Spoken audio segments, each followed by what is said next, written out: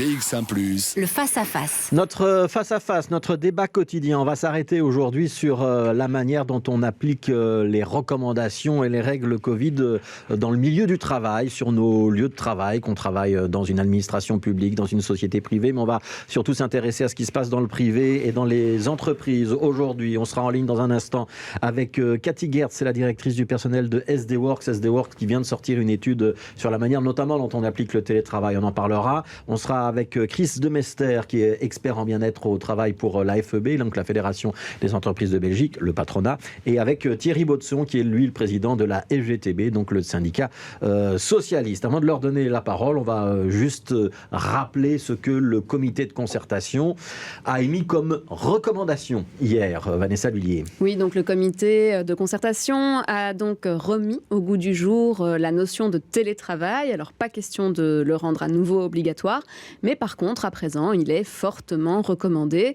C'était toujours le cas pour Bruxelles, mais en Flandre, la recommandation bien n'était plus d'actualité. Alors, elle s'applique à tous les membres du personnel, sauf si la nature de la fonction rend évidemment le télétravail impossible. Le travail reste un des 3 lieux principaux de contamination clairement identifiés, et la pratique du télétravail a eu un impact majeur sur la circulation du virus lors des précédentes vagues.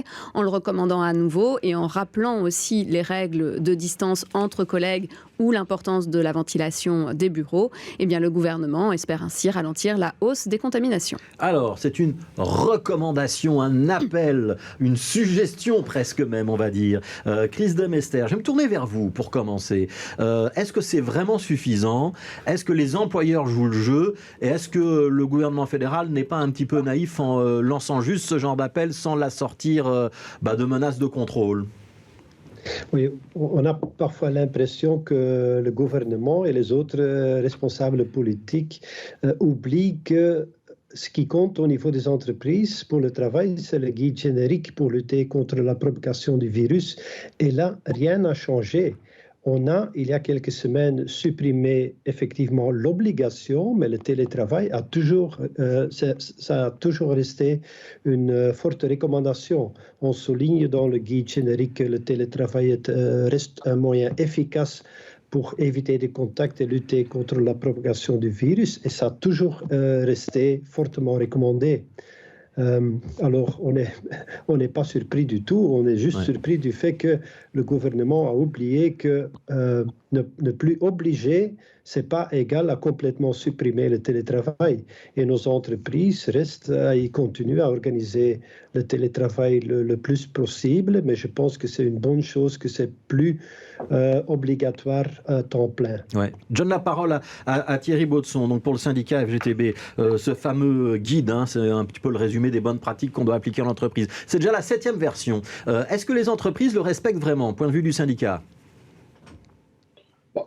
Il y a eu une étude qui a été faite il y a un petit temps où on avait constaté que pour, si j'ai bonne mémoire, plus ou moins un tiers des contrôles qui étaient effectués, le guide n'était pas entièrement respecté. Donc un tiers, c'est quand même déjà pas mal, même si, il faut le reconnaître, un certain nombre d'infractions, avec beaucoup de guillemets, étaient légères, n'étaient pas lourdes. Mais donc il n'était pas à la lettre respecté de façon suffisante.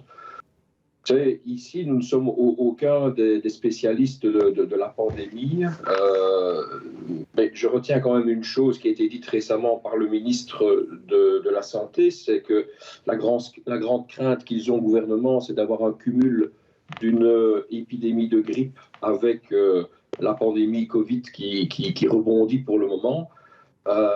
Et ça, c'est une crainte que nous devons tous partager, parce que si nous devions être face à cela, alors là, on risquerait de reparler assez rapidement de reconfinement, de lockdown, qu'est-ce que je sais. Donc, nous devons tous essayer d'éviter ce scénario catastrophe.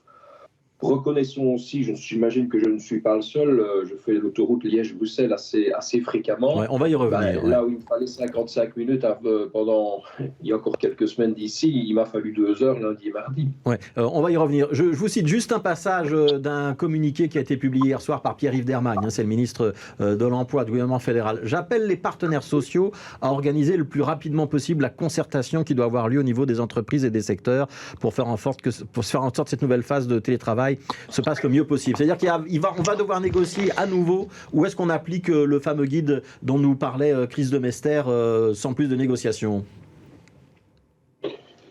Je pense que de nouveau, c'est l'évolution de la pandémie qui va nous dicter ce que nous devrons faire au niveau des interlocuteurs sociaux. Si on se rend compte que la courbe exponentielle que nous connaissons n'est pas arrêtée dans les 4 semaines qui viennent, il faudra certainement passer à des mesures supplémentaires. Le lieu de travail est un lieu de contamination très important par la force des choses.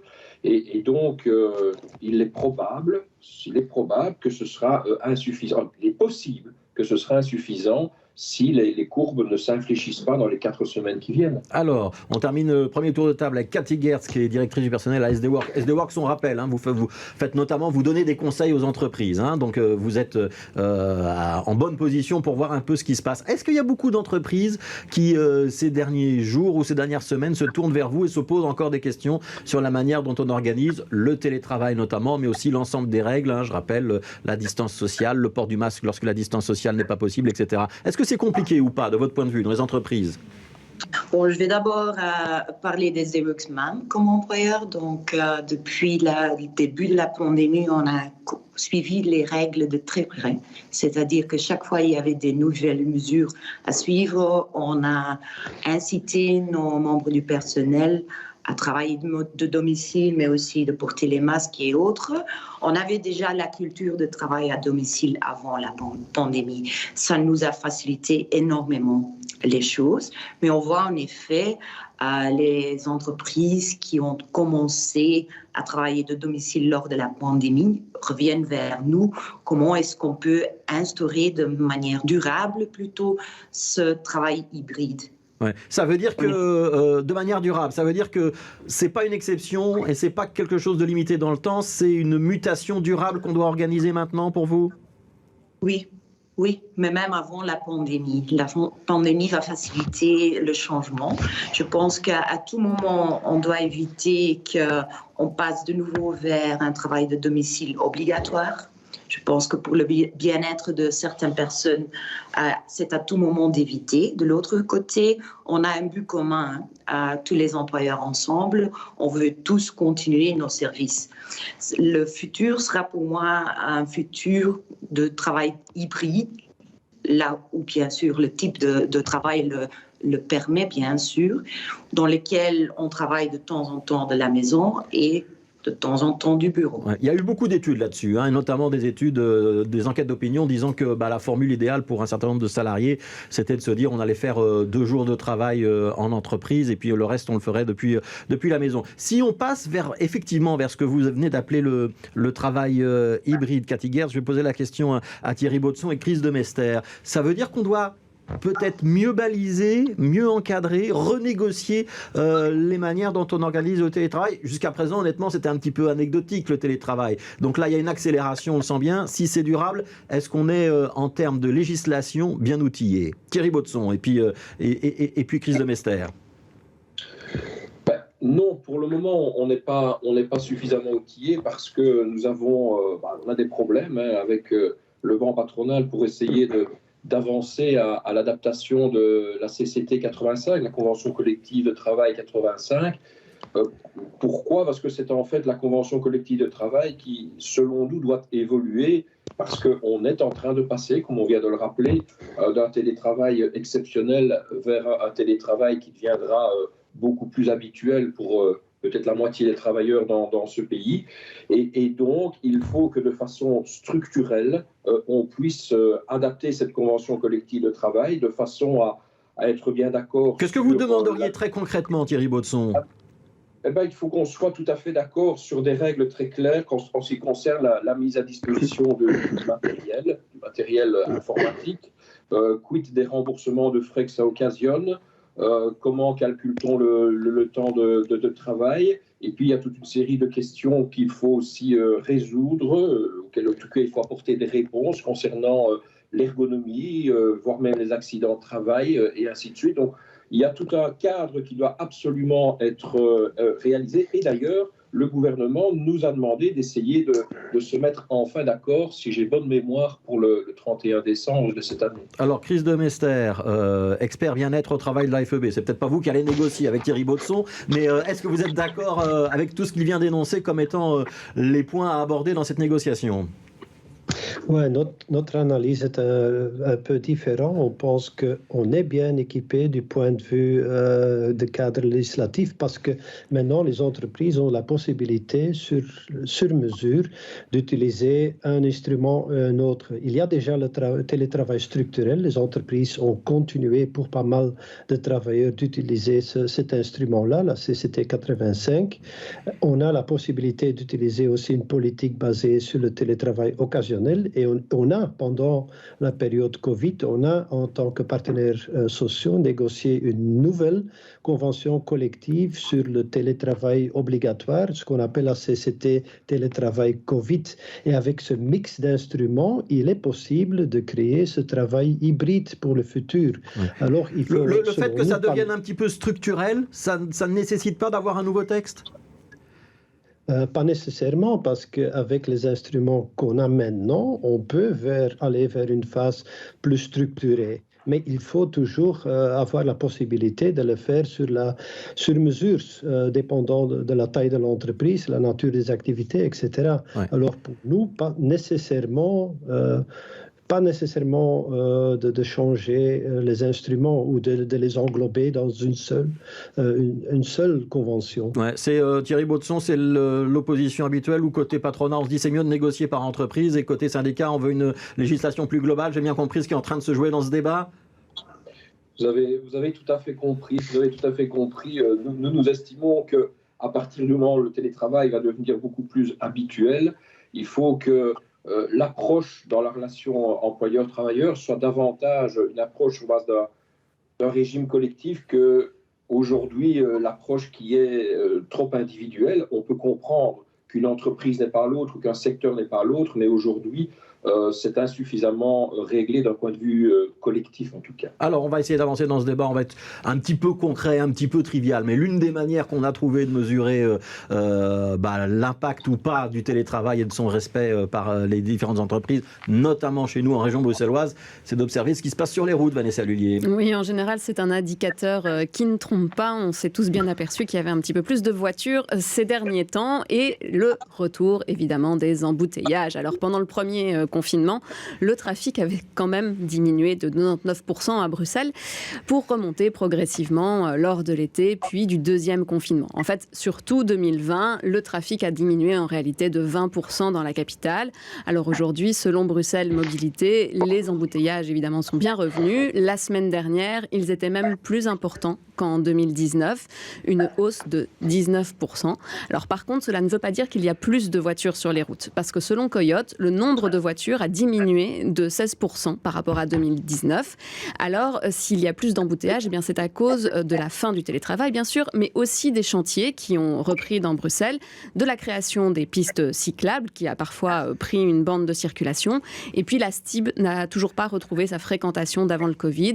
Les travailleurs ont moins confiance dans les transports en commun, et comme ils vont aussi moins souvent au travail, eh bien, ils hésitent moins à prendre leur voiture. Voilà, donc il y a plusieurs facteurs, donc on va rester prudent dans l'analyse. Quand même, Chris de Mester, est-ce que vous avez le sentiment qu'il n'y a pas un petit effort qui doit être fait du côté de certaines entreprises? Et est-ce que l'appel lancé hier par le comité de concertation va se traduire dans certaines entreprises par des directives où on va dire on revient un petit peu en arrière, s'il vous plaît, ne venez plus tous les jours au bureau ou vous veniez 3 jours sur 4, maintenant on va vous demander de venir 2 jours sur 5. Est-ce que ça va se passer comme ça? Ouais, je ne pense pas. Je pense que la plupart des entreprises, ils ont continué à utiliser le télétravail, mais comme j'ai dit, un télétravail obligatoire, ce n'est pas bon, ni pour le travailleur, ni pour l'entreprise. On est maintenant dans une période où on essaye d'optimaliser l'utilisation du télétravail. Ça veut dire qu'il n'y a rien qui va changer malgré l'appel du comité de concertation dans les prochaines semaines? Non, je ne pense pas. Au niveau du télétravail, non. Mais ce qui va changer, où on va continuer à prendre les mesures, c'est au niveau de les gestes barrières, la distanciation, port du masque. Là, pas mal d'entreprises n'ont jamais lâché les mesures et ils vont continuer à les utiliser. Mais je pense que ce qui est important, c'est de regarder aussi toutes les activités qui sont connexes au travail, par exemple, tout ce qui est réunion, petites fêtes, etc. Là, je pense que les entreprises vont à nouveau devenir beaucoup plus prudents et éviter d'organiser la petite fête à la pension, etc. Continuer ou même plus qu'avant, utiliser des outils digitaux pour organiser les réunions. Ouais. Éviter que les gens se retrouvent ensemble dans des salles. Ouais. Je pense, oui. Ouais. Cathy Gertz, je sais que vous avez fait une étude à SD Works. Hein. Si j'ai bien lu cette étude, entre le mois de juin et le mois de septembre, vous avez mesuré l'effet télétravail et malgré tout, dans votre étude, il semble qu'il y ait un certain nombre de gens, je pense que c'est 2 travailleurs sur 5 qui étaient en télétravail en mois de juin, ne l'étaient plus au mois de septembre. Vous me confirmez ? Oui, en effet. Tout dépend un peu du travail, type de travail que les gens font. Donc, ce qu'on fait chez nous à SD-Works, c'est beaucoup plus facile à organiser virtuellement. Il y a certains types de travail qui ne sont pas. Je pense aussi qu'il y a certaines activités qui ont été déplacées dans le temps. Donc, parce qu'on ne pouvait pas se réunir, donc les gens ont essayé d'organiser ça pendant l'été, en effet. Oui. Donc ça veut dire qu'en septembre, on a quand même eu un effet retour dans les entreprises. Vous avez pu le constater. Oui. Ouais. En effet. Alors je voudrais un dernier tour de table. Mais le fait de venir au bureau ne veut pas dire que c'est pas sain ou c'est dangereux. Si au sein du bureau, on continue à respecter les mesures sanitaires, ça ne doit pas poser des problèmes non plus. Oui, mais donc ça veut dire aussi qu'on doit vraiment observer le port du masque, les gestes barrières, la distance à chaque fois que c'est nécessaire. Ce n'est pas toujours pratique, ça dépend évidemment du type d'activité et de l'environnement. Excusez-moi, offrir une capacité ajustée des bureaux, pas que tout le monde soit là au même moment. Chez nous, on a par exemple organisé un système de réservation de bureaux. Donc, il faut réserver un bureau avant de pouvoir venir. Et il y a moins de bureaux qui sont utilisés qu'avant la pandémie. Alors, je voudrais un dernier tour de table avec tout le monde. Et je vais vous poser cette question. Les Italiens ont mis en place le Covid Safe Ticket sur les lieux de travail. Ça veut dire qu'on doit prouver, pour pouvoir aller travailler, se rendre sur son lieu de travail, qu'on est soit vacciné, soit qu'on a fait un test régulièrement, soit qu'on a des anticorps. Est-ce que ce serait envisageable en Belgique ? Est-ce que vous y êtes favorables les uns et les autres ? On commence par Thierry Baudson. Non, ça c'est toujours le genre de décision qui nous laisse perplexes parce qu'à partir du moment où déjà la relation employeur-travailleur n'est pas toujours facile, elle est encore rendue plus compliquée avec cette pandémie, le télétravail et ainsi de suite, on a encore la preuve à l'instant. Si maintenant, en plus, on doit rajouter des contrôles tels que ceux-là entre l'employeur et le travailleur, nous pensons que ça va rendre encore beaucoup plus complexes les relations de travail qu'elles ne sont aujourd'hui. Ce n'est pas quelque chose une piste qui doit être suivie. Vous le savez, au CNT, notamment pour ce qui concerne la vaccination obligatoire ou non, pour un certain nombre de métiers, nous avons émis de grandes réserves parce que quand on rend ce genre de choses obligatoires, que ce soit le Covid Safe Ticket ou que ce soit la vaccination, si on ne le fait pas, alors il y a un impact sur le contrat de travail et sur la relation de travail. Et ça, c'est éminemment dangereux et à éviter pour ce qui nous concerne. Donc, non pour la FGTB. Pour la FEB, Chris de Mester. Oui, cette fois-ci, je suis sur la même longueur d'onde que Thierry Baudson. Hein. On n'est pas favorable à l'usage du CST en entreprise. Peut-être, oui, dans les espaces publics ou semi-publics des entreprises, où il y a un mix de travailleurs et des gens de l'extérieur. Mais dans les guichets, par exemple, à l'accueil. Oui. Ouais. Oui, mais pas dans la relation de travail. Pourquoi ? On n'a pas mentionné encore, mais la hausse dans les chiffres du contact tracing, ça c'est dû au Covid Safe Ticket. Si en entreprise, j'organise un événement, une réunion avec Covid Safe Ticket, et demain, il y a un cas positif, un cas index, tout le monde de cette réunion va devoir aller en quarantaine. On oublie ça. Oui, attendez, ceux qui sont vaccinés, ils vont faire un test. Et si le test est négatif, ils reviennent. Oui, mais avec la capacité qu'on a maintenant pour les tests, c'est quand même 2 jours d'absentisme. Et en Italie, ils sont en grosse difficulté. L'industrie, là, qui dépend souvent des contractants des entreprises extérieures pour des profils très spécialisés techniques, des gens qui viennent des pays où le taux de vaccination est encore très bas, on sait maintenant que ces contrats sont rompus. Les entreprises disent on vient en Italie, mais dans 2 ans, on va continuer maintenant nos travaux en Allemagne, en Belgique, mais on ne peut pas vous aider pour les entretiens, pour l'inspection, pour les nouveaux travaux de construction dans l'industrie. Ouais. Alors, ils sont en difficulté. Donc non pour le CST, pour la FGTB, non pour le CST, pour la FEB. Je termine par SD Works, Cathy Gertz. C'est une idée qui vous semble intéressante ou, bon là, dans ce que je viens d'entendre, elle n'a pas l'air d'être prête à voir le jour, hein, parce que quand les syndicats et le patronat sont d'accord, c'est difficile de passer outre. Oui, en effet. Je pense qu'actuellement, on sait déjà avoir le taux de pourcentage de vaccination par entreprise en allant vers le service de prévention. De notre côté, on sait qu'il y a plus de 95% de notre personnel qui est vacciné. Donc, ça nous donne déjà assez de confort sans avoir les détails par personne.